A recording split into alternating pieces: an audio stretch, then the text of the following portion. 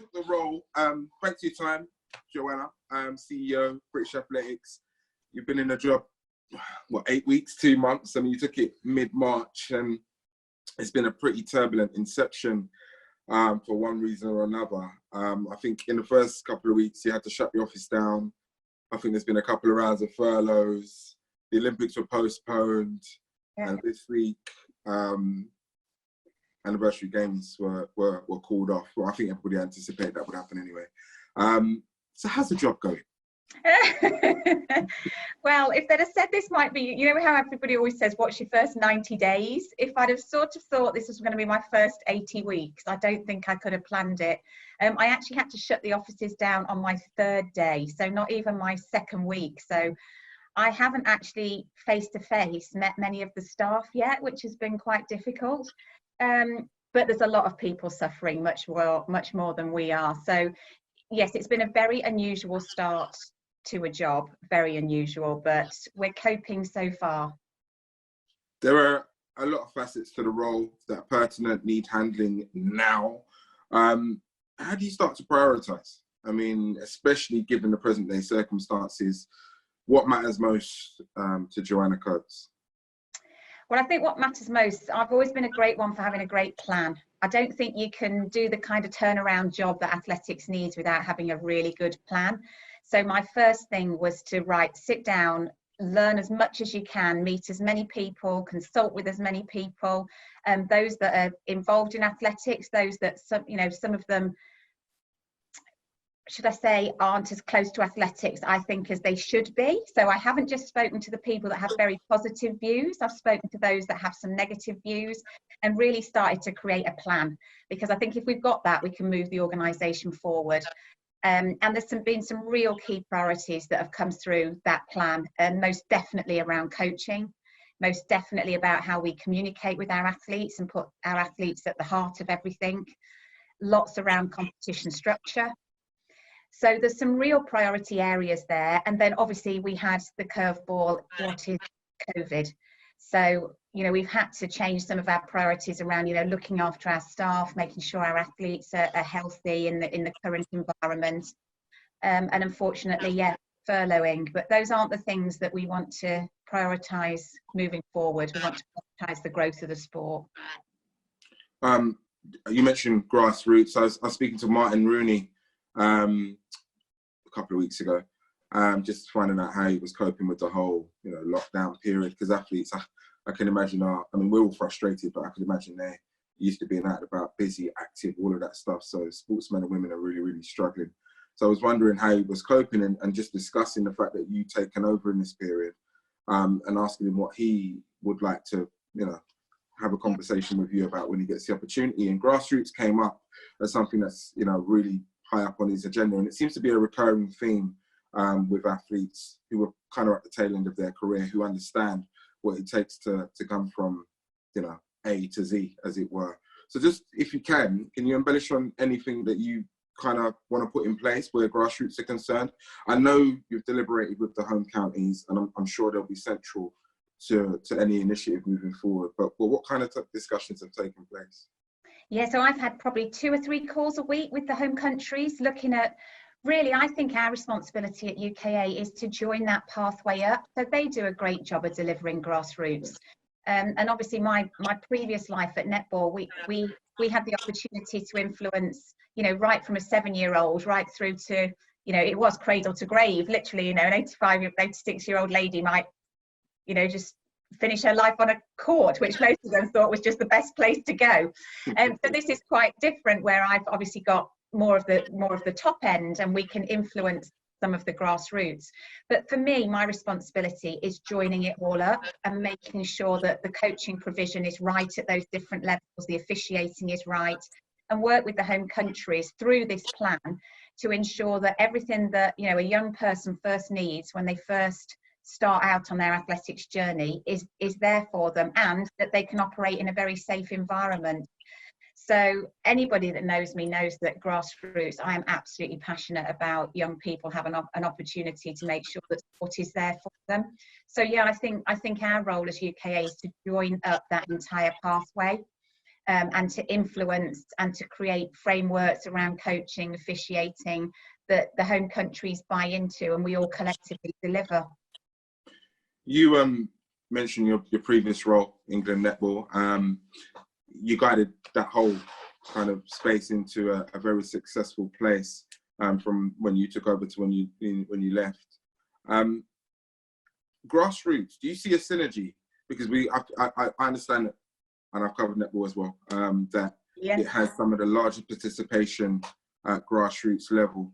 Do you see a synergy between that sport and track and field in that respect, in terms of there's no real entry barrier to get involved in the sport, so there's all opportunity to appeal to as many youngsters as possible?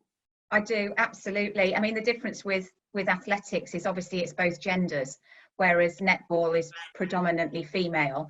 So I think you can appeal to an even greater audience. And actually the level of entry for athletics is even less than netball. You know, there are no barriers. You can just run around, everybody can jump and everybody can throw something. And I think that's what's so brilliant about the sport, is that if you look across a playground, there isn't one child of any shape or size that basically couldn't become an elite performer. And that for me is what is just phenomenal about this sport.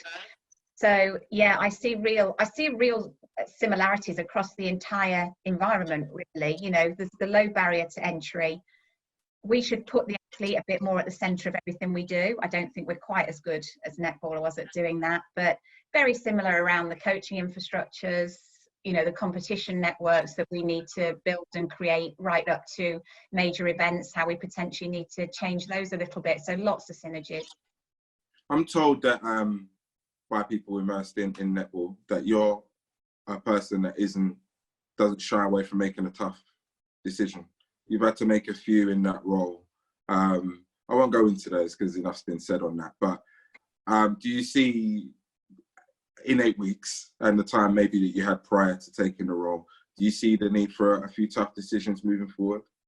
Yes, I do. There's going to be some really, really tough decisions. And that's what, as a CEO, you're charged with doing. And, you know, it's why I like to lead an organisation.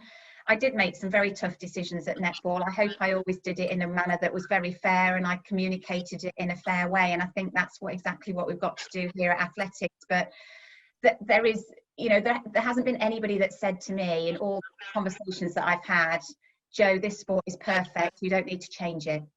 So I don't think that people will be shocked by some of the changes. But yeah, I don't shy away from making those tough decisions. That's what I'm paid to do. I guess from the Voice newspaper's perspective, I speak to a lot of black athletes and black coaches, and one of the recurring themes from their point of view seems to centre around greater representation at the decision-making end of the structure. So, you know, within the corridors of power, the view is that there isn't enough representation that can reflect and be culturally sensitive to some of the issues that are affecting that type of growth that I guess you're going to be looking for over the next few years. Do you have any specific strategies addressing this, or do you even see it as an issue? I see it as an issue across sport. I don't think athletics is, you know, I don't think athletics is a problem in itself. It's a problem across sport, and not just from ethnicity. It's a point around gender as well. And anybody again who follows me knows that I'm very, very passionate about women being represented in sport. So I don't think it's an issue that's just an athletics issue. I think the difference that athletics has is that, you know, our athletes absolutely represent our current communities and the cultural diversities across our communities. It probably isn't as well represented through our coaching structures, and it certainly isn't through our administration structures. And that is something that I really want to change. And I think I can, you know, what I want to say again is that's not just from the point of view about more BEN candidates across all of those environments, but women as well. You know, sport is very short in both of those areas when it comes to leadership, administration, and coaching. Netball, totally different because they're all female coaches. So there's a couple of areas that I really want to work on there, and they should be a thread that goes through the entire sport. You know, it shouldn't be isolated. it should be a thread that goes through the sport, like our behaviours and our culture. So I know I've spent quite a lot of time with Donna Fraser, who's just incredible, and she absolutely flies the flag. She's unbelievable, but we need more people in the organisation understanding this. And I think through this new plan, and especially through the new coaching strategy, where we look at engagement with new coaches or bringing coaches back into the system, we absolutely need to focus on this. You know, again, in Paula Dunn, we've got an amazing head coach from the Parasites, you know, just absolutely brilliant, but these people are too few and far between. You know, I'm too few and far between as a leader of a sport, and I'm female. There aren't enough of us doing that.